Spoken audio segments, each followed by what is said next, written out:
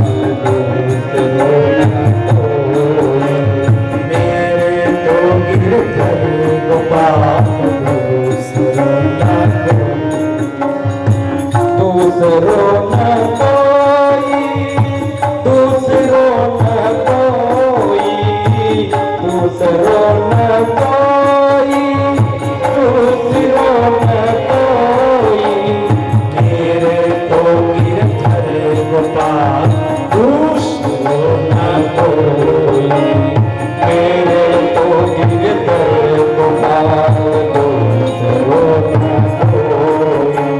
साधु संग बैठ बैठ लोक लाज खोई। साधु संग बैठ बैठ लोक लाज खोई। ये मीरा के शब्द है। साधु संग बैठ बैठ लोक लाज खोई। साधु संग बैठ बैठ लोक लाज खोई। साधु संग बैठ बैठ लोक लाज खोई। साधु संग बैठ बैठ लोक लाज खोई। साधु संग बैठ बैठ लोक लाज खोई। मेरे तो गिरधर गोपाल दूसरों न कोई। दूसरों न कोई। ताली बजाते हुए दूसरों न कोई। दूसरों न कोई। मेरे तो गिरधर गोपाल दूसरों न कोई। मेरे तो गिरधर गोपाल दूसरों न कोई। मेरे तो गिरधर गोपाल दूसरों न कोई। दूसरों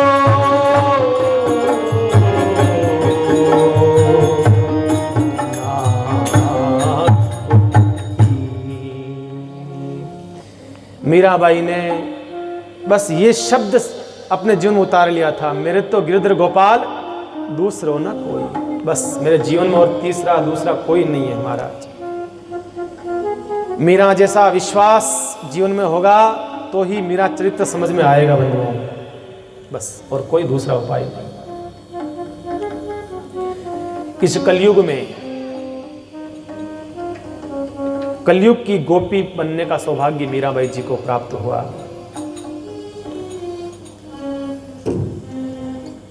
नाभाजी महाराज भगतमाल में कहते हैं, भक्ति निशान बजाए के,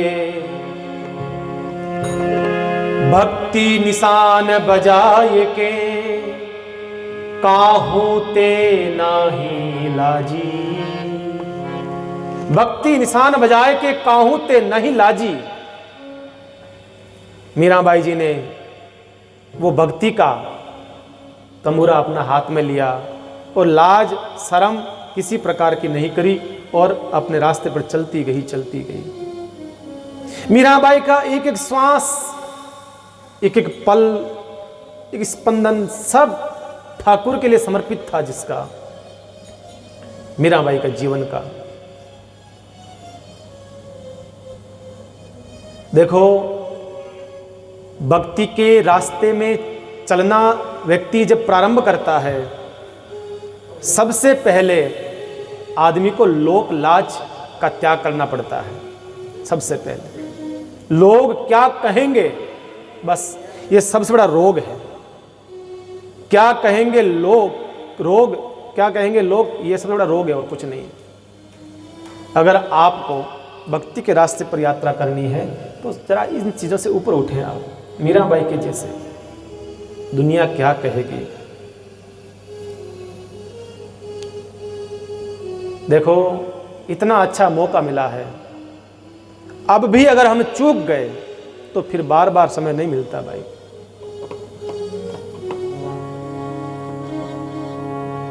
अब ना बनी तो फिर ना बनेगी। समय बार बार नहीं मिलता है ना। अब ना बनी तो फिर ना बनेगी,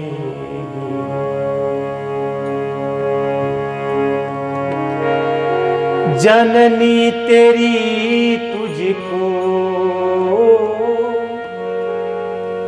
जननी तेरी तुझको फिर ना जनेगी, अब ना बनी तो फिर ना बनेगी। अब के बार मौका मिल गया है तो चूको मत, बिजली के कड़ाके में मोती पिरो लो बस। ये इतना सा समय मिलता है। ये मनुष्य जन्म क्या है, बस ये बिजली का कड़ाका है समझ लो।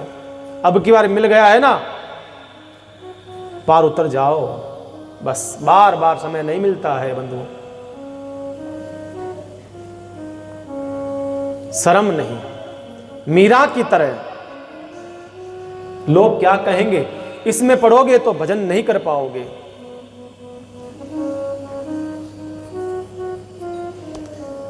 तो मीराबाई जी कलयुग में गोपी के रूप में प्रकट होती है।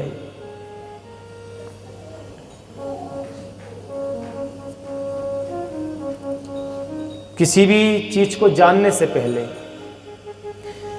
किसी भी व्यक्ति की बारे में सुनने से पहले उसका जीवन हम देखते हैं।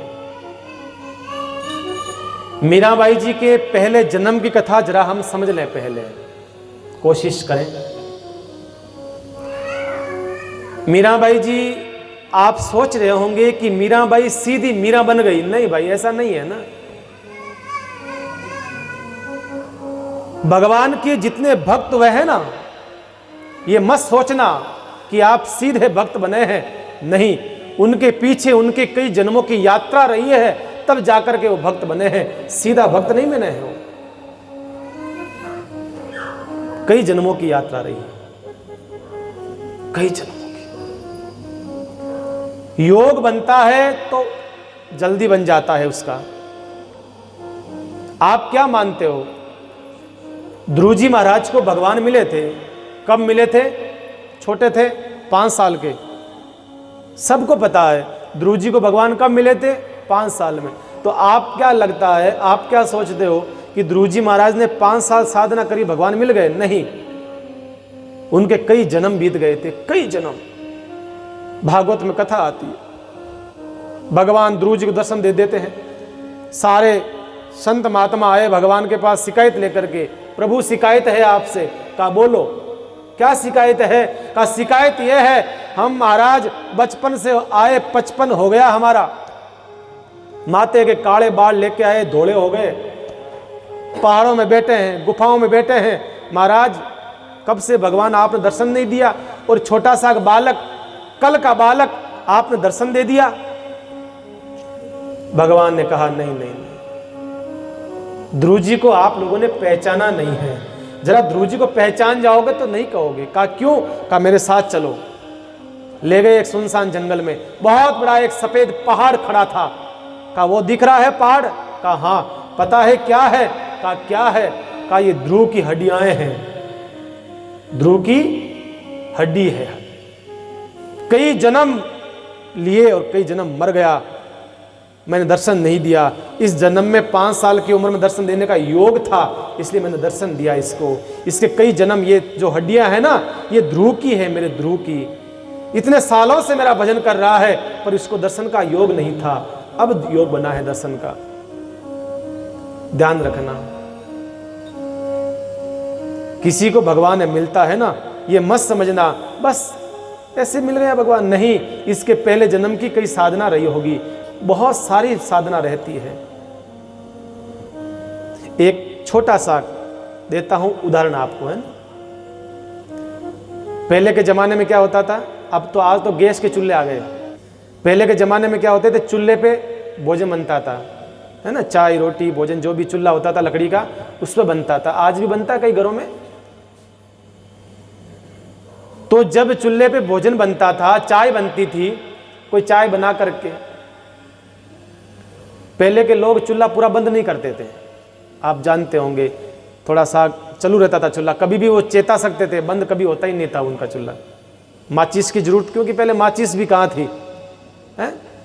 तो जो अंगारे थे वो जागृत रहते थे लगभग। एकदम बंद चूल्हे को जगाने में बहुत टाइम लग जाता है, बंद हो बिल्कुल ही, उसको कागज लाओ, लकड़ी लाओ, चारा लाओ, वो लाओ, लगाओ, बहुत टाइम लग जाता है। और आप चाय बना करके बैठे ही हैं चाय पीने के लिए, उसी समय कोई दूसरा और कोई आ जाता है, तो आप कहते हैं आओ आओ पधारो पधारो, चाय पियो चाय पियो। कहा नहीं नहीं नहीं मैं चाय नहीं पीऊँगा। कहा नहीं नहीं पियो, अभी चाय लेकर के आते हैं। आप तुरंत जाओगे, क्योंकि आपको पता है चूल्हे को चेताने की जरूरत नहीं है, चूल्हा तो ऑलरेडी तैयार है। करना क्या है, लकड़ी डालनी, फूंक देनी, तुरंत वो तैयार हो जाती है, चाय वापस चाय बन जाती है? इस उदाहरण का मतलब ये होता है कि किसी की भक्ति अगर जल्दी से जागृत हो जाती है तो आप ये मत समझना कि उसको ऐसे इतनी जल्दी कैसे जागृत हो गई, नहीं, उसका चूल्हा कई जन्मों से चेता हुआ था और भक्ति की फूंक लगानी थी इस जन्म में। और महाराज कोई मीरा बना, कोई कबीर, कोई रैदास, कोई कुछ बन जाता है, बस फूंक लगानी थी भक्ति की, लग जाती है। यही मीराबाई के जीवन में। मीराबाई मीरा ऐसे नहीं बनी, मीरा पहले जन्म में गोपी थी। जरा आइए हम कथा सुनते हैं मीरा के पहले जन्म की, तभी आपको पूरी कथा समझ में आएगी। मीरा पहले जन्म में ब्रज 84 कोष में ही मीरा का जन्म हुआ था और उसका नाम था माधवी। क्या नाम था? माधवी। आप जरा नाम याद रखना है ना, मीरा का नाम था माधवी। छोटी सी कन्या, बचपन में ही पिताजी शांत हो जाते हैं उस माधवी के। अब हम मीरा नाम नहीं लेंगे, यहां माधवी का नाम आएगा, जब तक मीरा का जन्म नहीं होगा तब तक। तो माधवी के पिताजी शांत हो जाते हैं बचपन में, लेकिन पहले के जमाने में आपको पता था छोटी छोटी बच्चों की शादी कर देते थे। आज भी कई करते हैं बाल विवाह, तो आज भी होता है। तो माधवी का विवाह एक सुंदर नाम गोप के साथ में पिताजी करके चले गए थे, शांत हो गए थे, विवाह हो गया था सुंदर नाम के गोप के साथ में, पर गोना नहीं हुआ। गोना मतलब लेकर के नहीं गए, वो अभी छोटी थी इसलिए।